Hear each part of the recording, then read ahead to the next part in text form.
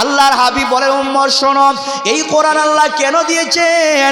একজন মৃত ব্যক্তি যদি থাকে, ওই মৃত ব্যক্তির কবরের পাশে যদি দাঁড়ায়, একজন সন্তান যদি মৃত ব্যক্তির কবরের পাশে দাঁড়ায়, দাঁড়িয়ে যদি কমসে কম সূরা ফাতিহা আলহামদু সূরা কোরআনে আছে না নাই?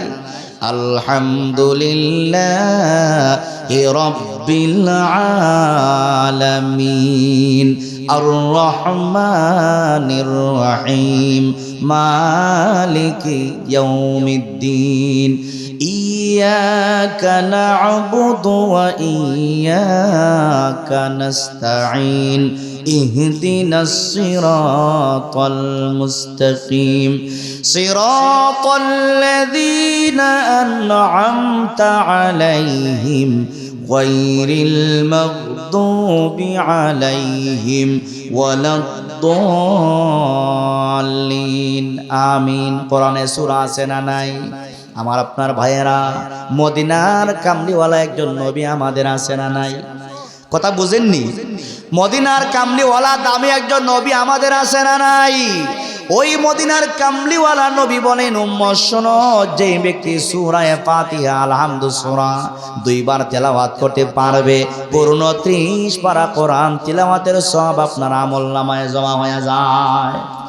ও সিলেটের ভাইয়েরা, যার মা নাই বাবা নাই, আপনি যদি বাবার কবরের পাশে দাঁড়ান, মায়ের কবরের পাশে দাঁড়ান, একবার সূরা ফাতিহা পড়লেন, কুল হু আল্লাহ সূরাটা কমসে কম কয়বার? 3 বার তেলাওয়াত করলেন। আপনার মৃত বাবার জন্য দোয়া করলেন, মায়ের জন্য দোয়া করলেন। রব আপনার তিলাওয়াতের বরকতে, দোয়ার বরকতে আপনার বাবা মায়ের কবরটাকে জান্নাতের বাগিচা বানাতে পারে কি পারে না? পারে কি পারে না?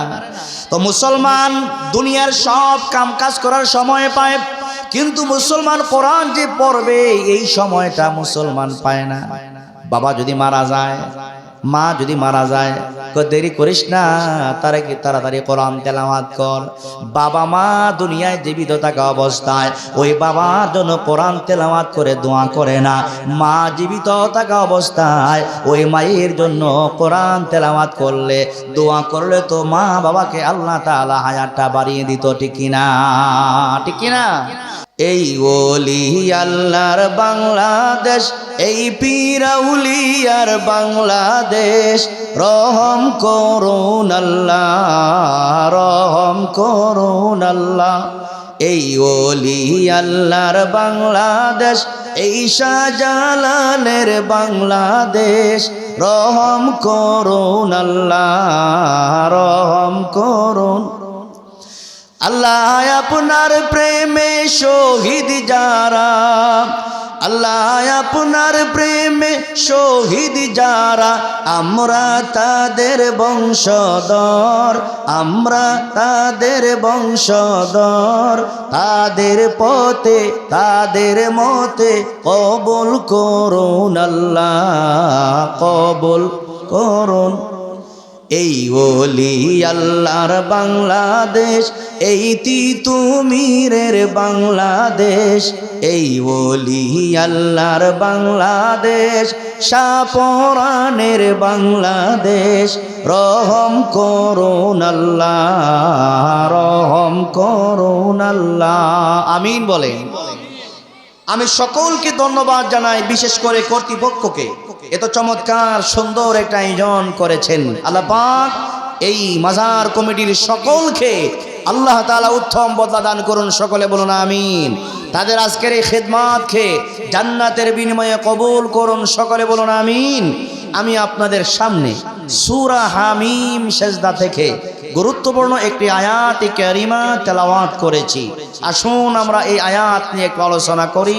আল্লাহ তাআলা খুব সুন্দর করে আলোচনা করে বলছেন, ইন্নাল্লাযীনা ক্বালু রাব্বুনাল্লাহ সুম্মা ইসতাকামু তাতানাজ্জালু আলাইহিমুল মালাইকা।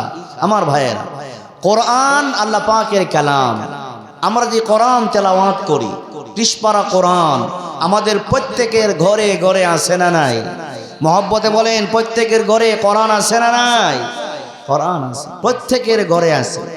যেই কোরআন আমাদের ঘরে আছে, এই কোরআন অন্যান্য বই পুস্তকের মতো নয়, অন্যান্য বই পুস্তকের মতো সাধারণ কোনো বই পুস্তক নয়।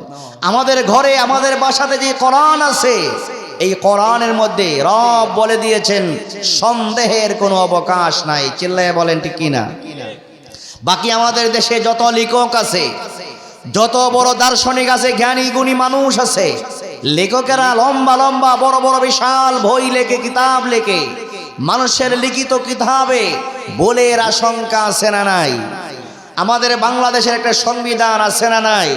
সংবিধান প্রণেতা যারা, তারা সংবিধান সুন্দর করে সাজিয়েছেন, কিন্তু সময়ের পালা বদলে সেই সাজানো সংবিধানকে বারবার রদ বদল করার প্রয়োজন পড়ে কি পড়ে না?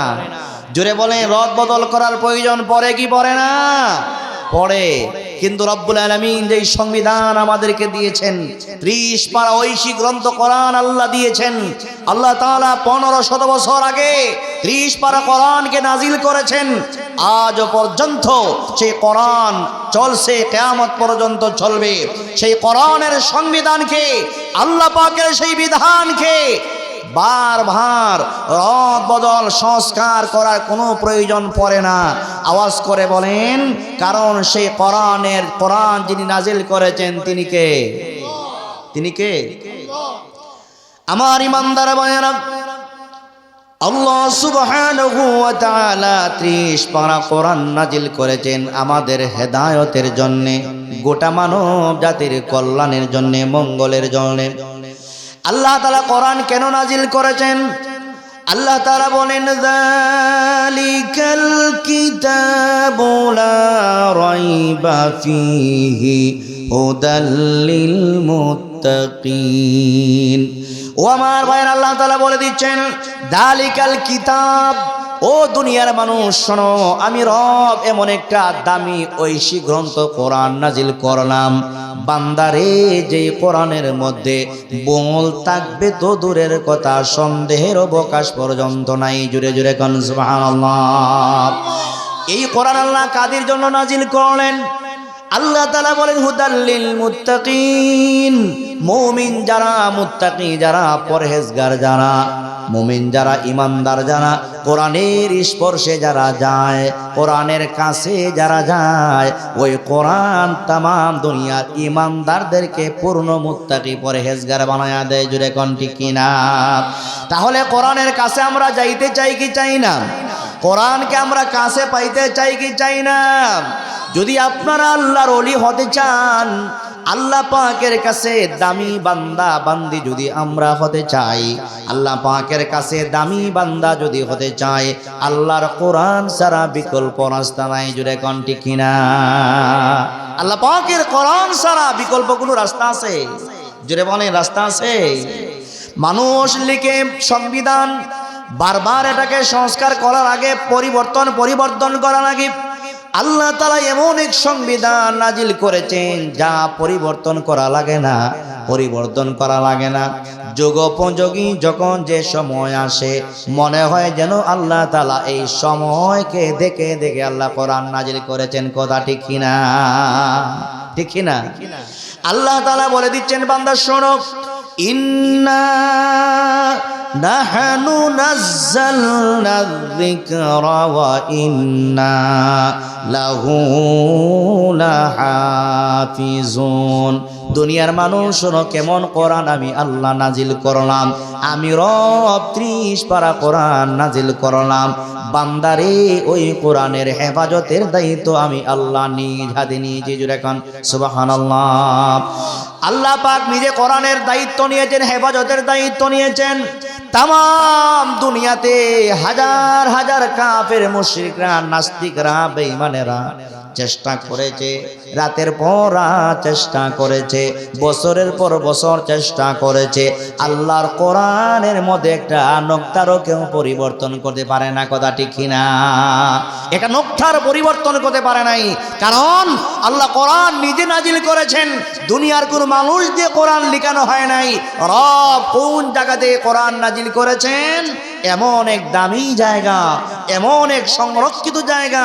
আল্লাহ কোরআনে বলেন, বাল হুয়া কুরআনুম মাজিদুন ফি লাওহিম মাহফুজ।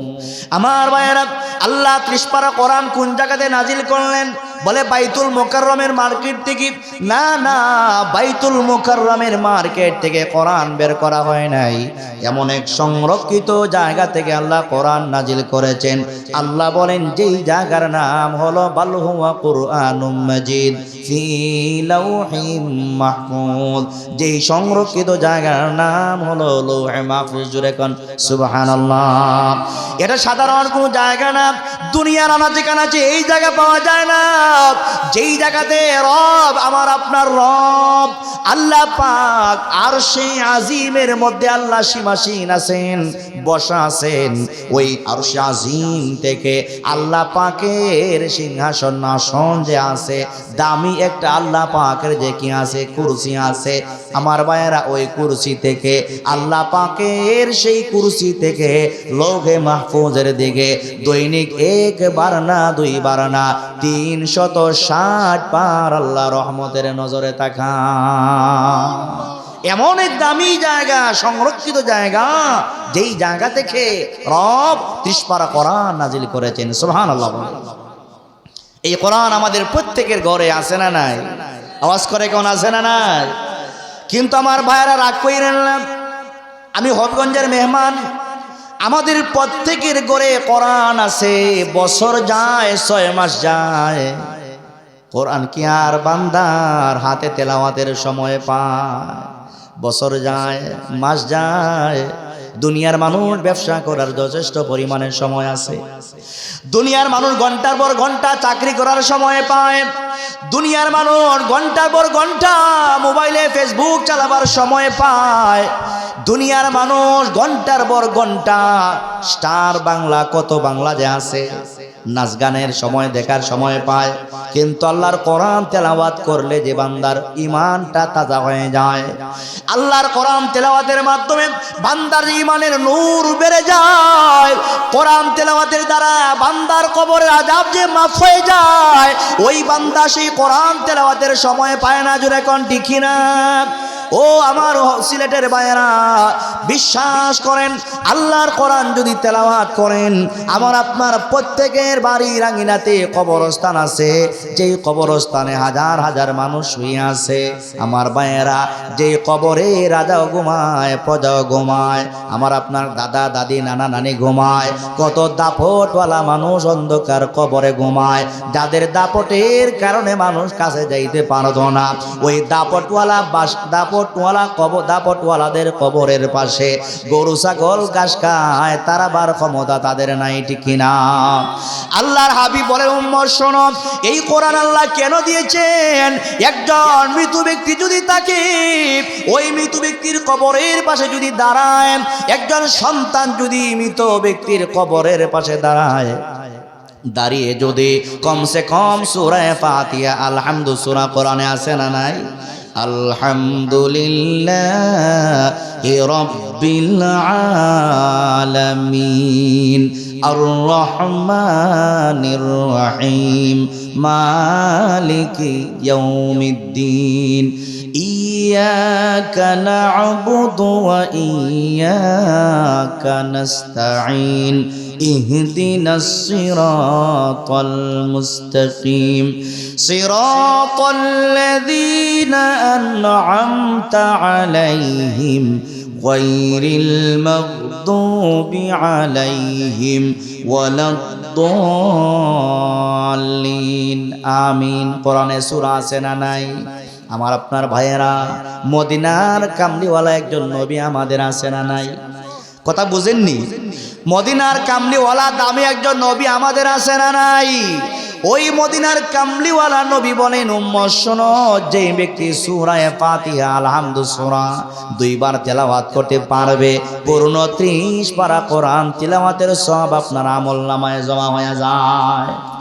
ও সিলেটের ভাইয়েরা, যার মা নাই বাবা নাই, আপনি যদি বাবার কবরের পাশে দাঁড়ান, মায়ের কবরের পাশে দাঁড়ান, একবার সূরা ফাতিহা পড়লেন, কুল হু আল্লাহ সূরাটা কমসে কম কয়বার? তিনবার তেলাওয়াত করলেন, আপনার মৃত বাবার জন্য দোয়া করলেন, মায়ের জন্য দোয়া করলেন।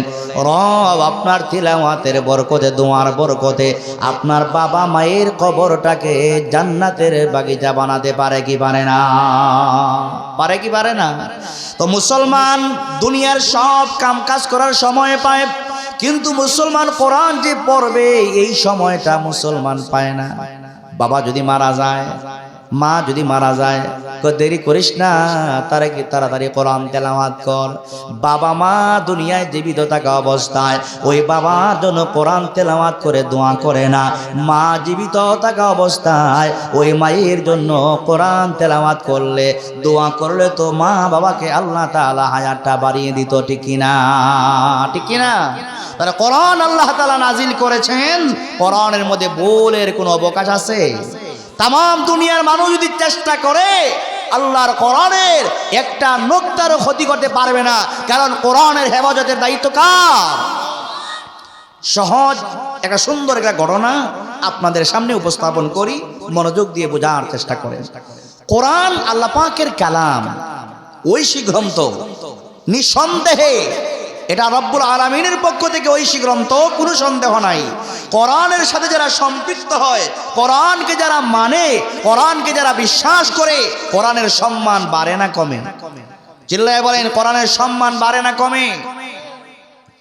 আপনারা সিলেটের মানুষ আওয়াজ করে বল, কোরআনের সাথে যারা সম্পৃক্ত হয়, কোরআনের কাছে যারা যায় তাদের সম্মান বেড়ে যায়।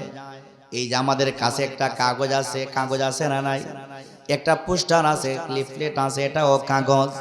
কিন্তু আমার ভাইয়েরা, ওই লিফলেটটাকে আমরা যেই পরিমাণ সম্মান করব, যেই পরিমাণ দাম দিব, ওই কাগজটার মধ্যে যদি আল্লাহর কোরআন লেখা থাকতো, নিঃসন্দেহে এই কাগজের চাইতে হাজারো কোটি গুণে বেশি কোরআনের আয়াতের পৃষ্ঠাকে দাম দিব, ঠিক কিনা? সাধারণ একটা কাগজ যদি কোরআনের আয়াত লেখা থাকে, তার সম্মান বেড়ে যায়। ভুলক্রমে যদি কোনো ইমানদার পা লেগে যায়, বিন্দু মাত্র দেরি করে না, কই জলদি কর, কোরআনের সাথে বেয়াদবি হয়ে গেছে, চুমা লাগা, চুমা দে, সম্মান কর। চুমা দিয়া সম্মান জানায়া বান্দা রব্বুল আলামিনের কাছে অনুতপ্ত হয়ে যায়, লজ্জিত হয়ে যায়। চুমা দিয়া বলে, রব অন্যায় করে ফেলেছি, ভুল করে ফেলেছি, ভুলে আমার পাটা লেগে গেছে।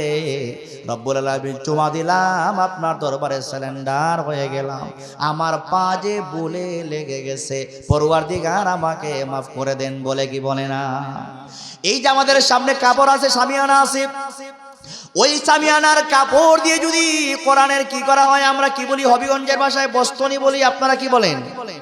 আপনারা যদি বস্তনি বলেন, এই সামিয়ানার এক টুকরা কাপড় দিয়া যদি কোরআনের বস্তনি বানানো হয়, আর ওই বস্তনির মধ্যে যদি বলেও পা লেগে যায়, কোরআন না, ওই কাপড়ের মধ্যে যদিও পা লেগে যায়, ইমানদার সাথে সাথে রব্বুল আলামিনের পায়ে লজ্জিত হয়ে যায়, চুমা দেয়, ঠিক কিনা?